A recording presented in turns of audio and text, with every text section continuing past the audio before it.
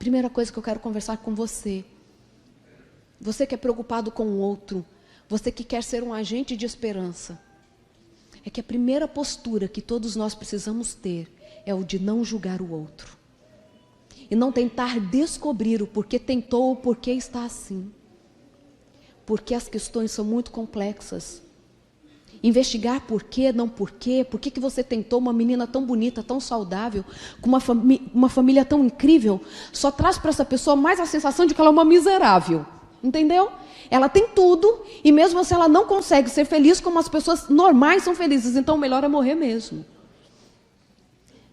Mas eu gosto de pensar em algo que está escrito na sua Bíblia e que eu quero que a gente converse um pouquinho sobre isso. Abra sua Bíblia no livro de João, no Evangelho de João, capítulo 10, versículo 10. Esse tem sido o meu verso já há 2 anos. E eu tenho me apegado a ele para diferentes situações da minha vida e também de aconselhamento quando eu estou com alguém. Encontraram no Evangelho de João, o capítulo 10, no versículo 10. Você já conhece? Encontraram? Você pode curvar a sua fronte para falarmos mais uma vez com Deus? Ó Pai querido, é muito bom ter a certeza de que estás conosco. E ao lermos a Tua palavra neste momento, que possamos ter a certeza de estar ouvindo a Tua voz. É o que pedimos e agradecemos em nome de Jesus. Amém. O que está escrito em tua Bíblia aí, na sua Bíblia? O ladrão vem somente para roubar, matar e destruir. Eu vim para que tenham vida e a tenham de que forma? Em abundância. A Bíblia diz que Jesus veio para que eles tivessem o quê? Vida. E vida em abundância. O que significa ter vida em abundância? Muitas vezes a gente confunde, né? Dá a impressão de que ter vida em abundância é passar assim, ó, pela vida sem ter problema nenhum, né? É passar assim, olhar para a gente e falar assim, puxa vida, tudo deu certo. Nada está fora do lugar. É assim que é a nossa vida, assim, sempre. Dia após dia a gente olha e não tem nada de errado, nada fora do lugar ou nada para melhorar? Claro que não. Mas nós precisamos, independente das nossas lutas, ver que vale a pena viver. E Jesus veio para que nós tivéssemos a certeza de que nós não nascemos por acaso. De que nós fomos criados porque Ele tinha um plano especial para as nossas vidas. E eu quero que nesta manhã nós meditemos um pouco sobre o plano de Deus para mim e para você. Eu não quero que o nosso foco seja naquilo que não é o plano. Eu quero que o nosso foco seja naquilo que Ele preparou para a nossa existência. E quero para isso usar a história de uma menina que eu gosto muito dela. Essa menina ela era órfã. Eu não sei com que idade ela perde os pais. Mas eu só sei que ela foi criada pelo tio. E sendo criada pelo tio, você sabe disso, pelo menos não por experiência, mas por escutar a história de outras pessoas, que, por melhor que você seja criado por outras pessoas, dá a impressão de que teria sido muito melhor se você tivesse crescido junto aos seus pais. Não é essa a sensação? Eu converso com muitos meninos e meninas, até mesmo adultos, que foram adotados por conta dos pais terem falecido, e eles dizem assim, nossa, como será que seria a minha vida se os meus pais ainda estivessem vivos? Por melhor que você esteja em outra família, a impressão é que seria incrível se você estivesse com seus pais biológicos. Graças a Deus que existe adoção, graças a Deus que existem estratégias para aliviar um pouco a dor das perdas que sofremos, mas essa é a sensação que muitos carregam. E essa menina, ela era órfã. Ela cresceu. Pensa num contexto, mesmo hoje, que já é desafiador quando você talvez enfrente algumas dificuldades e as pessoas perguntam quem é o seu pai, sua mãe. Nossa, você não parece com o seu pai, nem parece com a sua mãe. Com quem você parece? Essa criança tem que explicar que ela nasceu de outra barriga. Que aquele não é o pai, não é a mãe. Eu recentemente estava conversando com um casal de amigos que adotaram um menininho que hoje já tem 9 anos de idade. E um dia desses, esse menino estava extremamente chateado. Porque o seu melhor amigo, no meio de uma discussão de meninos de 9 anos de idade, virou para ele e falou assim, sabe por que você é chato assim? Porque você não é filho do tio e da tia. As crianças também são cruéis. Essa minha amiga me disse assim: o meu mundo desabou quando eu escutei o menino falando isso para o meu filho na sala de casa. Só porque ele é adotivo. Essa menina cresceu, eu não sei qual o contexto, mas ela era órfã. E talvez para o olhar das pessoas, ela não seria tão bem preparada para o casamento, para enfrentar as dificuldades da vida. Talvez crescesse no meio onde o bullying fosse comum. Mas ela cresce. E no momento que ela surge na história, ela tem por volta de 17 anos de idade. E ela aparece no momento crucial, não só da história da vida dela, mas da história do mundo. E você já sabe de quem eu estou falando, né? Da rainha Esther. Eu sou encantada com essa história, porque o que a gente sempre espera, ou pelo menos o que a sociedade espera, é que alguém que talvez tenha passado por traumas ou mesmo dificuldades na infância, tenha ainda mais dificuldades para se adaptar a uma realidade, ou mesmo para se sobressair em uma sociedade. E Esther aparece por volta dos seus 17 anos de idade na nossa história. E ela aparece em meio a um concurso Rainha do Universo, que era mais ou menos isso, né? Vasti tinha acabado mais ou menos 3, 4 anos que Vasti havia perdido o trono, porque ela não aceitou apresentar-se diante do rei Xerxes, naquela grande festa que ele já estava oferecendo há 6 meses. Aquilo foi tomado então como um grande insulto para os homens do reino, e os sábios aconselharam o rei para que Vasti perdesse a sua coroa, porque senão as mulheres do reino poderiam se rebelar. Isso era algo que poderia de fato acontecer, porque o reino de Xerxes era marcado pelo valor à mulher. Sabiam disso? As mulheres tinham voz. É tanto que Vasti estava dando também um banquete para as mulheres. E aquele momento, então, todo mundo ficou com medo do lugar que as mulheres poderiam tomar em casa. Os sábios então falaram assim: olha, rei, é melhor tirar a coroa de Vasti. Vasti então pede a coroa, só que passa 3, 4 anos, Xerxes ficou com saudade de Vasti. E aí os seus sábios, percebendo que ele ia ter uma recaída, correr atrás dela, ajoelhar no pé dela e pedir ela em casamento de novo, eles falam assim: vamos arranjar uma nova rainha. E então surge o concurso para a nova rainha. Todas as mulheres do reino, a gente não sabe como isso aconteceu, mas provavelmente foram convocadas, as mais belas, para se apresentarem. E no meio destas mulheres belas, aparece Esther. E aquela menina órfã, ela vai conquistando todo mundo. Quando ela chega lá, na casa das mulheres, aonde ela receberia o tratamento, abre lá em Esther. Desculpa, pessoal da tradução, eu disse que era só João, né? Para que vocês pudessem ter o texto. Mas Esther está fácil de todo mundo achar aí, ó. Vocês vão para Salmos e depois voltam 2 livros. É isso? Acharam Esther capítulo 2? Acharam? Ó, estou gostando de escutar as Bíblias. Isso? Todo mundo achou? Então, Esther já está lá na casa das mulheres sendo preparada para ser uma candidata a rainha, ok? Capítulo 2, versículo 9. Olha só o que está escrito. Vamos começar pelo 8, porque a gente vai pegar o nome de Hegaia no versículo 8.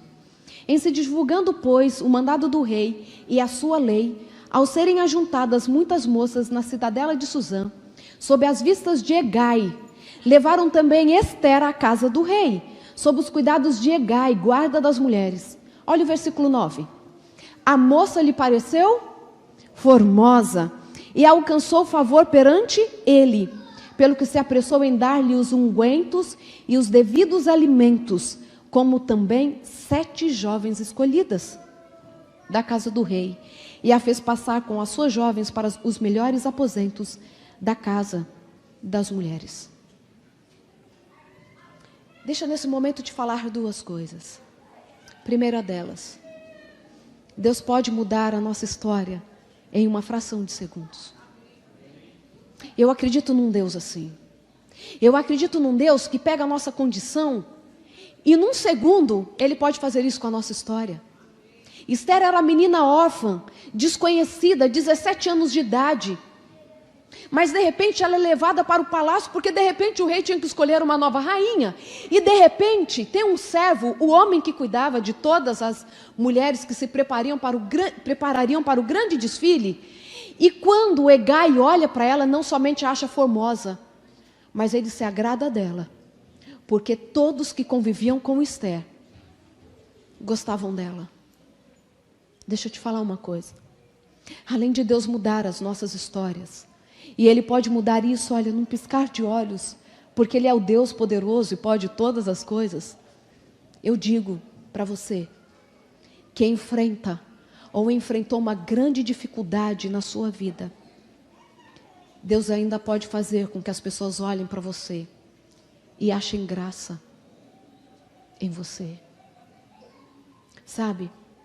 Nós não podemos e não precisamos seguir talvez a tendência, o que as pessoas imaginam, que aquelas pessoas que sofreram muito na vida precisam viver cabisbaixas, aceitando qualquer coisa para a vida, não tendo sonhos. Não é isso que Deus quer para você. Lembre do início do versículo 10. Quem vem para matar, roubar e destruir? É o inimigo das nossas almas que faz isso, é o diabo. É ele que quer tirar do seu coração sonhos, planos, senso de valor, de amor próprio. Mas ele veio para que tivéssemos vida e a tivéssemos em abundância. Mesmo que você tenha enfrentado grandes dificuldades, Deus tem um plano tremendo para a sua vida. Eu acredito nisso. Eu tenho visto isso. Eu tenho visto mulheres que passaram por situações tão difíceis se reerguerem. Eu vejo homens que talvez tenham perdido tudo e dizerem assim: não, a vida não acabou não, ainda existe esperança, eu ainda posso ser uma boa influência para os outros. Como você quer se comportar? Como você quer levar a sua vida? Eu sei que algumas pessoas enfrentam dificuldades maiores do que outras, e a gente falou um pouquinho disso essa semana, na reunião dos anciãos, né? Algumas pessoas enfrentam lutas que nós nem sequer imaginamos, porque são intensas. E talvez nesta manhã eu esteja dizendo para alguém, que talvez lá dentro da cabeça esteja dizendo assim: doutora, você não conhece a minha história. Você não sabe o que eu já enfrentei na vida. Você não sabe como sorrir é um exercício e um esforço diário. Esses tempos atrás eu estava conversando com uma mulher que aparentemente tinha tudo para ser uma das pessoas mais felizes da vida, sabe? Uma carreira bem-sucedida, com uma família incrível, um marido amável demais, até compreende demais as lutas dela, os traumas dela. E no meio da nossa conversa ela disse assim: doutora, não adianta, ninguém consegue me convencer de que eu tenho valor. Eu não consigo mudar isso dentro de mim. E conversando com ela eu falei assim: e de onde surge tudo isso? Bem, depois de um tempo de conversa, ela me disse assim: eu fui adotada. Os meus pais um dia simplesmente me deixaram no orfanato. Saí com meu pai, ele me disse que estava indo me levar para comprar uma boneca. Ele parou na frente de um lugar que eu não sabia o que era, mas era um convento. Me fez entrar, virou as costas para nunca mais voltar. Eu tinha 4 anos de idade. Até hoje eu não sei porque os meus pais me deixaram lá. Não sei se eles estavam separando. Ela falou assim: eu não sei porque eu nunca nem tive a impressão de que tinha alguma coisa errada dentro da minha casa. Fui deixada lá. Com mais ou menos 7 anos de idade, alguém me adota. Fui morar em uma casa. E nessa casa, o meu avô adotivo começa a abusar sexualmente de mim. Ela falou que quando todo mundo saía da casa, ele fazia com que ela entrasse no quarto dele. E ela disse assim: doutor, eu não consigo te relatar as coisas que ele fazia comigo. Eu não consigo te relatar. Mas um dia, ele estava abusando de mim. E eu escutei que a minha avó abriu a porta. E ela falou assim: é hoje que eu me livro disso. E num descuido do avô, que já tinha mais de 70 anos, não se iludam com aparência, que tinha já mais de 70 anos, deu um descuido. E eu consegui fugir pela janela.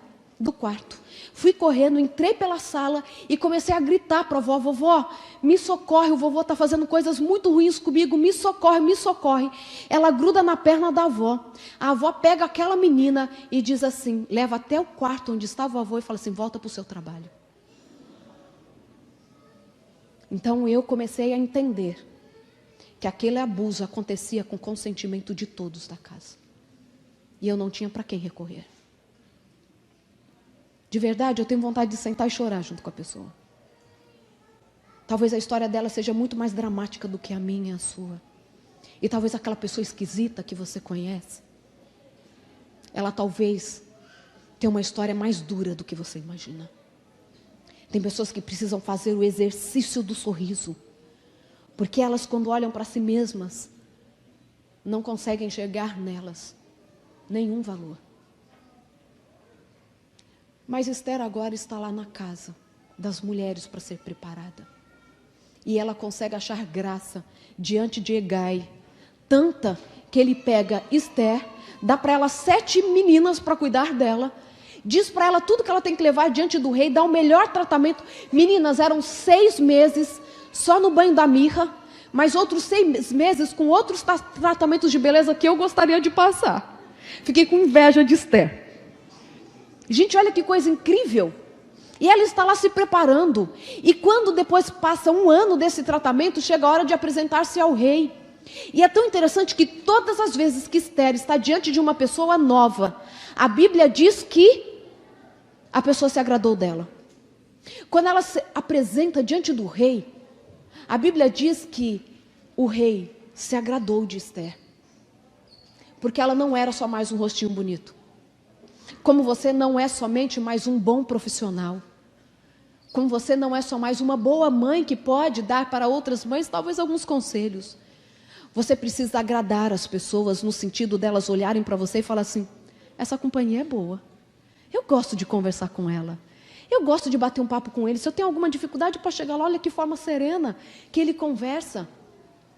Deus te convida nessa manhã para ser um agente de transformação. Um agente de esperança, um agente de alívio. Alguém, quando estiver na sua presença, pode só dizer assim: nossa, eu me senti bem estando aqui. Que paz que você me transmitiu.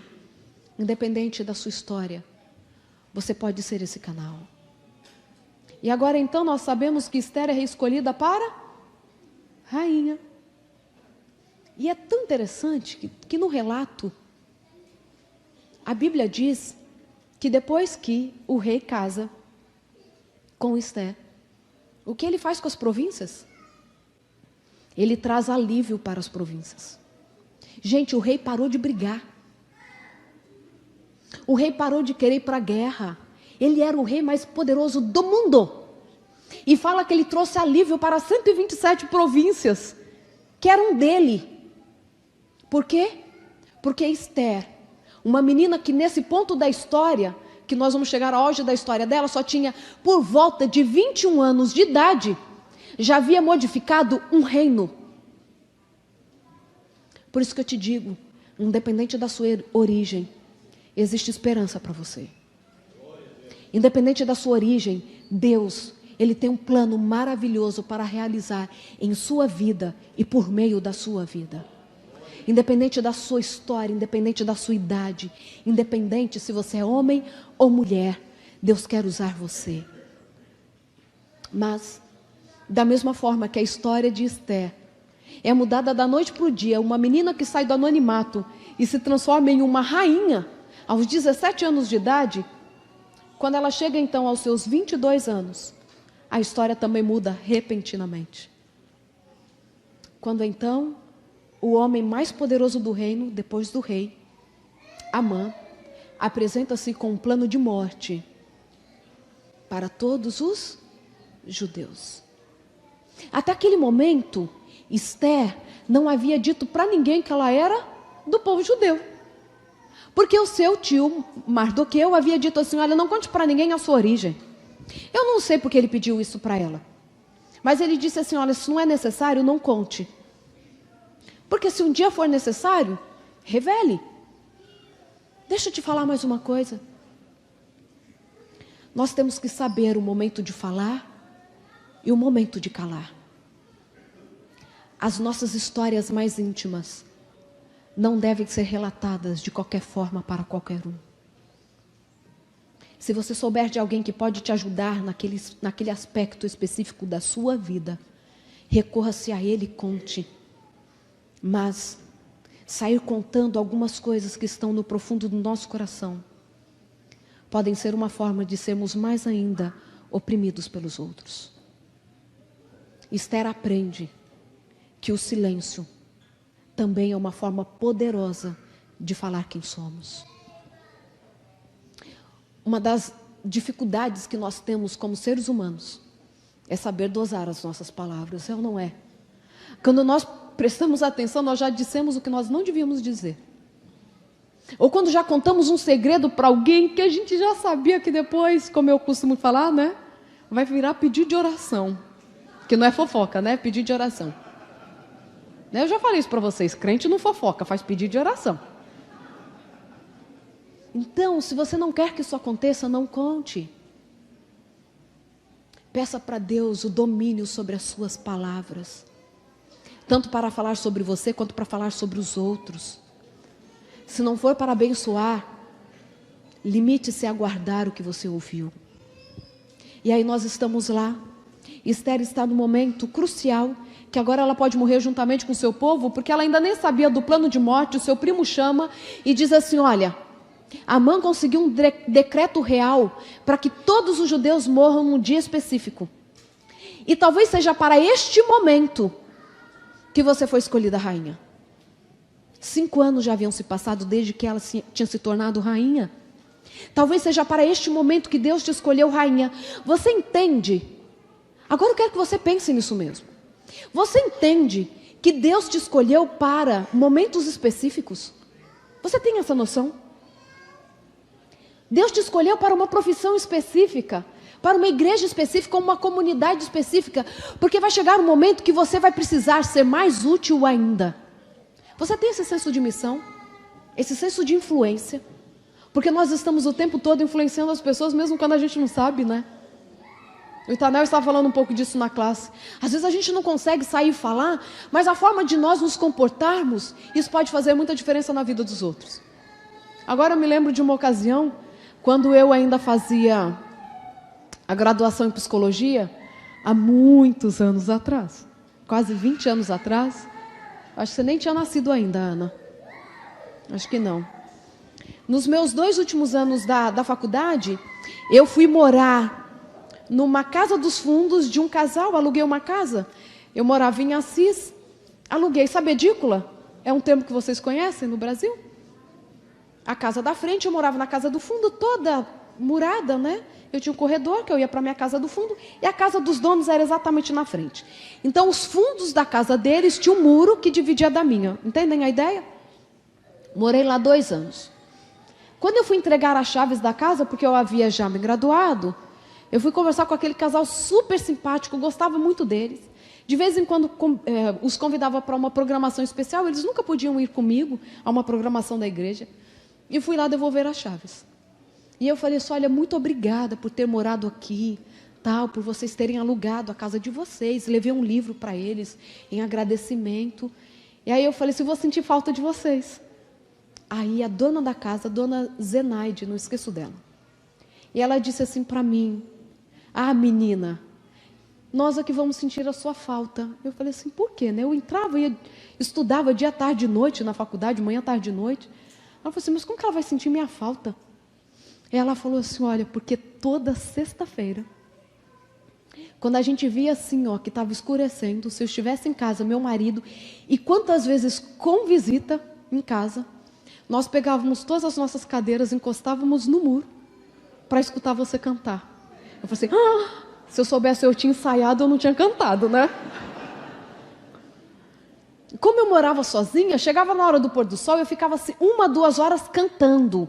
Cantando não, acho que eu esgoelava, eu não sei o que era que eu fazia. E ela falava assim: um dia estavam todos os meus irmãos em casa, eu falei assim: gente, é sexta, está escurecendo. Vamos todo mundo para o muro. E ninguém sabia o porquê que tinha que ir para o muro. Aí ela falou assim, tem uma música que você canta, que a gente fica torcendo para você cantar ela toda sexta-feira. Deve ser a menos desafinada. Aí ela falou assim, um dia eu quero conhecer a sua igreja. E eu falo assim, gente, aquilo me impactou de uma forma, eu falei assim, puxa, eu podia ter feito mais. Eu podia ter influenciado mais, porque a gente influencia mesmo sem saber que a gente está influenciando. E aí aquela menina estava ali. Agora o seu povo havia recebido um decreto de morte. E Esther então pede para que o seu tio convoque todos os judeus para 3 dias de oração e jejum, porque ela se apresentaria ao rei. E é tão interessante que quando ela chega diante do rei para revelar o plano de morte que a mãe havia colocado sobre o seu povo, a gente sabe que ela faz 3 banquetes, né? Porque os banquetes eram uma marca no reino de Artaxerxes. Sabe por quê? Tudo eles comemoravam com festa. Tudo tinha a ver com comida, como a gente até hoje, né? Vai num casamento que não serve nem um bolinho. Pode falar que é moderno que a gente volta chateado para casa. Eu sei que vocês são como a mim. Tudo a gente quer comida. Naquela época a comida era tão marcante no reino que existiam refeições do Xerxes, refeições comuns, que chegavam a ser servidos mais de 400 tipos de pratos diferentes, numa única refeição. Então Esther sabia que banquete era uma forma de acessar esse rei. E quando ela se apresenta diante do rei, ela faz um convite para um banquete. E é tão interessante que quando ela vai falar para o rei, porque ela não sabe se ele vai receber, porque nem mesmo a rainha podia se apresentar ao rei sem ser convidada. E se ele não levantasse o cetro para ela, ela poderia inclusive morrer. Ela então se prepara durante 3 dias, e quando ela se apresenta diante do rei, o rei estende o cetro e diz assim para Esther: diga-me, rainha, o que queres, que te darei até metade do meu reino. Mais uma vez fiquei com inveja dela. Bonita, rica, poderosa, e ainda o rei fala assim, pede o que você quiser. O marido às vezes fala assim, escolhe um sapato ou outro. Mas Deus dá força, né? Ele não dá prova maior do que a gente pode suportar, nunca. Isso é bíblico. E aí ela vai diante do rei, e quando ela revela o que ela quer, ela não fala que ela quer metade do reino, ela quer um aposento novo. Ela fala assim, eu vim para suplicar pela minha vida e pela vida do meu povo. E eu acho esse verso incrível. Porque pensa comigo, o rei morria por aquela mulher. Ele dá até paz para as províncias depois que ele casa com ela. Promete para ela até metade do reino. Você acha mesmo que o rei Xerxes não ia dar uma cidadania imediata para ela não morrer junto com os judeus? Não, ela não é judia não, ela é do nosso povo. Quem disse que ela é judia? Eu tenho certeza que ele ia salvá-la da morte. Tenho certeza. Mas Esther se apresenta como alguém que sofre com seu povo. Deixa eu te falar uma coisa. A dor do seu irmão é sua dor. O problema do seu irmão é o seu problema. E quando nós estamos diante de alguém que sofre, nós precisamos nos colocar como alguém que está disposto a aliviar a dor do outro. E muitas vezes nós aliviamos a dor do outro simplesmente não condenando. Sabe uma coisa que tem confundido muito, e as pessoas vivem fazendo pergunta disso. Eu estava recentemente num evento, e foi uma pergunta que me fizeram. Doutora, o suicida vai para o céu? Claro que as pessoas têm muitas dúvidas, às vezes dúvidas teológicas, mas nós temos que parar de pensar que quem suicida faz isso porque está longe de Deus. Já não há tempo mais para tamanha ignorância. Sabe, desde que o pecado entrou no mundo, por meio de Adão e Eva, o sofrimento tem nos acompanhado. Essa é uma característica do pecado, a injustiça. Pense sempre nisso. O pecado é injusto e ele traz sofrimento até mesmo para aqueles que não fizeram nada para merecer aquele sofrimento. Qual o nome do menino que nós estamos orando com câncer? Denis. Ele tem 11 anos de idade. Vocês acham que ele cometeu alguma coisa grave o suficiente para estar enfrentando agora 38 químio? O pecado é injusto, queridos. E desde que o pecado entrou no mundo, o sofrimento tem nos acompanhado. Seja o sofrimento em forma de uma doença física, seja por meio das dores emocionais. Mas eu louvo a Deus que para cada dor, Deus envia uma estratégia. Para Adão e Eva, Deus faz roupas para esconder a vergonha. Para o coração angustiado de Elias, ele aparece na brisa suave. Para a pecadora Maria Madalena, ele mostra aceitação ao permitir que ela banhe os seus pés e seque com seus próprios cabelos. Para aquela outra mulher, a mulher samaritana, naquele poço, ele marca um encontro a sós para provar que no coração dele ela tinha um lugar especial. Para cada dor, uma estratégia. Para alguns, medicamentos. Para outros, uma estratégia psicoterapêutica, seja qual for que Deus tenha escolhido para aliviar a sua dor, aceite. Porque Ele quer que você tenha vida e a tenha em abundância. Deus, Ele tem deixado seres humanos também preparados para entender a dor dos outros. E eu gosto quando Ellen White diz que, como precisamos de médicos, mas médicos da alma, que andem pelos caminhos de Cristo para aliviar a dor dos outros. Todos nós estamos sujeitos às dores, porque o pecado deixou-nos isto como herança. Mas Deus quer aliviar as nossas dores. E, sobretudo, usar a cada um de nós como agentes de transformação e de esperança. Não pergunte para o outro por quê, o que ele tem feito da vida, se ele tem orado, se ele não tem orado. O que nós precisamos apresentar para o outro é que ele é amado, que existe esperança, e se precisar, você está ali só para ouvir. Eu costumo dizer, e isso eu aprendi com uma amiga, pastora Roberta Fonseca, e ela diz que a nossa dor deveria ser o nosso maior ministério. Isso para mim foi incrível, porque ela desenvolveu um projeto que se chama Clínica da Alma. E nesse projeto, pessoas que têm depressão ou mesmo qualquer outro transtorno do humor ou qualquer outra questão envolvendo aí as emoções humanas, podem ir lá nessa clínica para receber tratamento. E ela cria esse ministério depois dela mesma sofrer com depressão. E ela disse que ela entendeu que somente uma pessoa que passou pelo que ela passou enquanto estava em depressão poderia entender outras almas que sofrem. Querida, e digo mais querida porque isso acontece mais com as meninas do que com os meninos. Se alguém um dia abusou sexualmente de você, você é a pessoa mais indicada para entender alguém que sofreu o mesmo tipo de abuso. Você não precisa ficar presa na sua dor, na sua fragilidade, mas você pode transformar esta dor em forma de servir outras pessoas. Porque nós nos fortalecemos quando estamos ajudando a outros. E é tão interessante que eu estava um dia pensando em algumas coisas. E eu lembrei muito da história da minha mãe. Já contei para vocês que a minha mãe faleceu, né? Aos 47 anos de idade, a minha mãe falece. Após sofrer com um AVC isquêmico generalizado. Faltou oxigênio no cérebro e com isso ela sofreu prejuízo em todo o cérebro. 17 dias após essa condição, ela falece aos 47 anos de idade.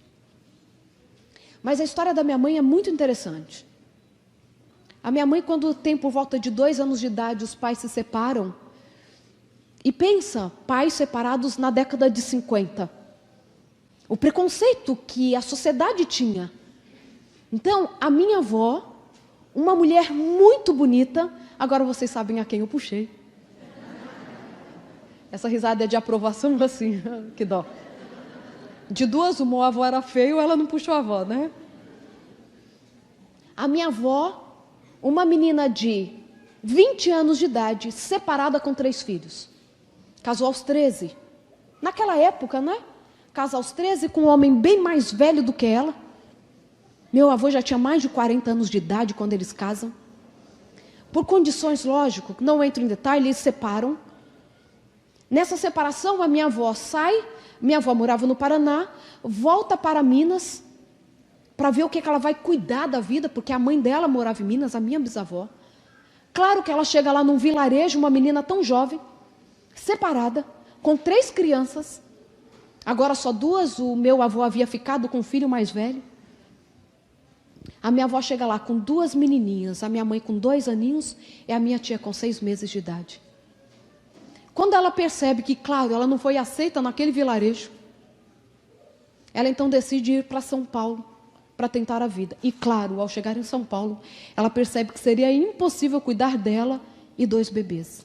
Então ela decide voltar para Minas com a ideia de deixar a minha mãe ali para ser criada pela avó.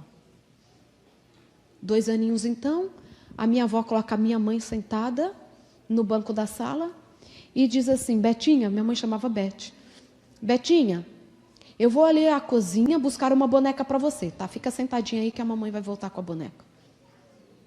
Claro que ela saiu pela porta da cozinha, pelos fundos, para nunca mais voltar. A minha mãe fica sentada ali, esperando a mãe voltar. Quando percebe que essa mãe não volta, ela vai para a cozinha, não acha a mãe. E a minha tia, que viu toda essa história, irmã da minha avó, minha tia-avó, diz que a minha mãe ficou dando voltas, saindo pela porta dos fundos, entrando pela sala, procurando essa mãe. E quando ela percebe que essa mãe não volta, a minha mãe, as poucas palavras que já sabia dizer, para de falar. E volta a falar somente aos 7 anos de idade. Tamanho foi o trauma. É tanto que o apelido da minha mãe no vilarejo era Mudinha. Porque ela não falava. Aos 7 anos de idade ela volta a falar. E cresceu achando que ela não tinha valor. E na cabeça da minha mãe era uma confusão. Porque ela acreditava em Deus, a minha avó, minha bisavó, uma mulher extremamente devota a Nossa Senhora. Ela sabia que Deus existia, que Deus era amor, ela tinha certeza disso. Mas ela não conseguia entender como um Deus que ama tanto havia abandonado. Uma criança de 2 anos de idade havia tirado a mãe dela, ela não conseguia entender isso. E a mamãe dizia que ela aprendeu que ela não podia tirar a própria vida, porque isso era pecado. Então a minha mãe um dia contou para mim que ela vivia pedindo para Deus: por favor, tira a minha vida. Por favor, tira a minha vida. Tira a minha vida. E ela não conseguia entender como Deus a havia abandonado, sendo que Ele era um Deus de amor. Minha mãe cresce com essa sensação. Não encontra o pai, não encontra a mãe. Vai encontrar a minha avó. A minha mãe já estava grávida da minha irmã caçula. Já estava no 4º filho. No 4º? A Rosângela é a 4ª, né? Porque é tanto em casa. Não, ela é a 5ª. E o David é o 6º.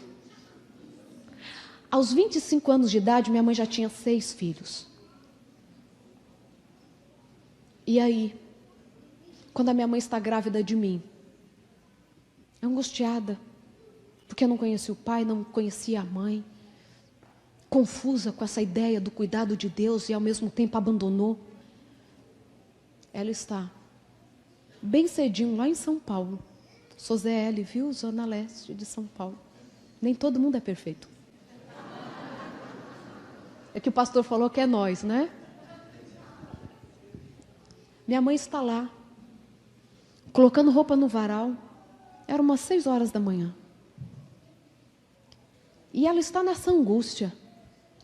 E ela escuta alguém no portão e fala assim: moça, psiu, psiu. A casa era bem assim nos fundos. E ela olha para o portão e vê uma moça mais ou menos da idade dela chamando no portão. Aí ela diz assim: gente, será que ela está precisando de alguma coisa, né? Ainda estava meio escuro. Aí ela foi correndo para abrir o portão para saber se aquela moça precisava entrar. São Paulo, Zona Leste. Adoro Zona Leste, estive lá recentemente, tá? Para alguém não achar que eu tenho preconceito, adoro lá. É sério. E aí, a minha mãe vai ao portão e diz assim: você está precisando de alguma coisa? Nunca tinha visto aquela moça. E a moça diz assim: não, eu só vim aqui para te fazer um convite. Você quer ir à igreja comigo amanhã? Se você quiser ir, olha, eu moro na rua tal, número tal, que dava algumas quadras da casa da minha mãe. Se você quiser ir à igreja amanhã, é só você aparecer lá na minha casa por volta das 8h30 que a gente vai à igreja junto. Você me promete que vai? Minha mãe falou assim: prometo. Claro que a minha mãe não ia. Minha mãe tinha horror a crente. Ela já percebeu que era coisa de crente. Que quem é o doido que vai na igreja de sábado pela manhã? Minha mãe falou, isso só deve ser de alguma igreja, meio pancada da cabeça, porque assim, sábado de manhã eu vou para uma igreja. Óbvio que ela não ia. Ela só falou que ia para que a moça fosse embora. E ela de fato esqueceu daquele convite. À noite, no que a minha mãe dorme, ela tem um sonho. E nesse sonho estavam a minha mãe, o meu pai e aquela moça. E nesse sonho, o meu pai e aquela moça olhavam para o céu e viam alguma coisa muito linda no céu. A minha mãe olhava e não conseguia ver o mesmo. E ela diz que no sonho ela vai se angustiando. E ela vira para aquela moça e fala assim, o que vocês estão vendo no céu? A moça vira para ela e diz assim, você não está enxergando, Beth? Minha mãe diz assim, não, eu não consigo ver. Ela fala assim, mas é tão maravilhoso, é tão intenso e você não enxerga. Ela fala, não, eu não enxergo. Por que será que eu não enxergo? E aquela moça diz assim, você não enxerga porque você não aceitou o convite. 7h da manhã, minha mãe estava na casa da Felícia. Sério. A Regina está aqui de prova porque ela já era nascida na época, porque ela é bem mais velha do que eu. Gente, isso é uma forma de elogiar, porque quem olha imagina que eu sou a mais velha, entendeu? Então eu tenho que marcar para ninguém achar que eu sou a mais velha da família. Minha mãe já estava com a Regina arrumadinha, que tinha 3 para 4 aninhos, com a minha outra irmãzinha de 2 aninhos, a Regiane, que ia fazer 2 aninhos ainda, lá na casa da Felícia, 7h da manhã. Felícia escuta alguém batendo palma, era muito cedo, sai para atender e vê aquela moça que ela tinha convidado lá na porta com 2 crianças. Ela falou assim, nossa, já? Minha mãe já manda entrar, serve uma coisa esquisitíssima chamada cevada. Eu acho esquisito até hoje. Graças a Deus que eu descobri que eu sou alérgica a cevada, é sério. Me livrei. Gente, eu não posso, sou alérgica. Minha mãe entra. E sabe por que ela foi? Porque quando lá no sonho, a moça diz assim, você não enxerga porque você não aceita, você não aceitou. A minha mãe vira para a Felícia, que nós sabemos que o nome dela é Felícia, e diz assim, eu aceito o convite. E no que a minha mãe olha novamente para os céus, ela vê a arca de Noé descendo, cheia de anjos, e com Jesus sentado no meio. Naquele sábado ela foi para a igreja, pela manhã. E aconteceu, pastor Jefferson, algo que ninguém que cuida de igreja quer que aconteça, principalmente quem está levando uma visita pela primeira vez, aconteceu naquele sábado. O pregador faltou. E como o pregador, eles estavam esperando aparecer, o pregador em cima da hora não aparece, o irmãozinho pegou o estudo bíblico, aquele que a gente conhece da capa preta, quem é antigo como eu sabe qual é, e subiu para o púlpito.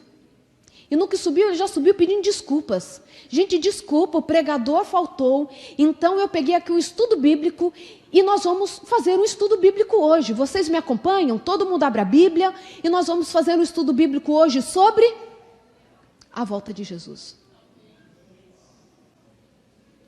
A minha mãe nunca havia ouvido dizer sobre volta de Jesus.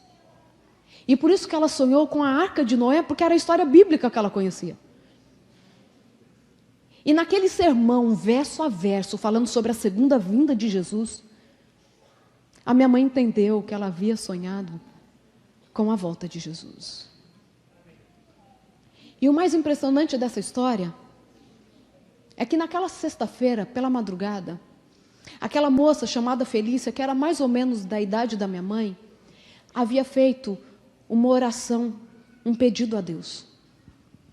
Ela disse assim, Senhor, não consigo falar para muitas pessoas sobre o seu amor, mas por favor, que o Senhor coloque hoje no quintal uma moça que o Senhor queira salvar. Uma moça que o Senhor queira dizer para ela que ela é especial para o Senhor. E ela disse assim, vou comprar o pão em outra padaria. Não vou comprar nessa pertinho de casa, vou na outra. porque o Senhor há de colocar alguém no quintal. E Deus colocou a minha mãe para responder à oração ou à indagação de uma menina que já há 18 anos perguntava para Deus se ela era amada. E Deus, de forma especial, diz assim: eu te amo de forma incondicional. Sabe? A Felícia faz a minha mãe entender que a minha mãe é especial. E a minha mãe muda a casa dela. E a casa da minha mãe tem a missão de mudar a casa de outras pessoas. Sabe por quê? Porque quando alguém está sem esperança, pensando em suicídio, porque quem comete suicídio não quer morrer, quer se livrar da dor. E se a única forma de se livrar da dor for morrendo, vai usar desta estratégia para se livrar. Se você encontrar alguém que está sofrendo, saiba que a sua influência pode não simplesmente salvar aquela vida, mas salvar gerações. Pode impactar muitas outras vidas. E aí um dia eu estava perguntando para minha mãe, e é assim que eu comecei a contar a história dela para vocês.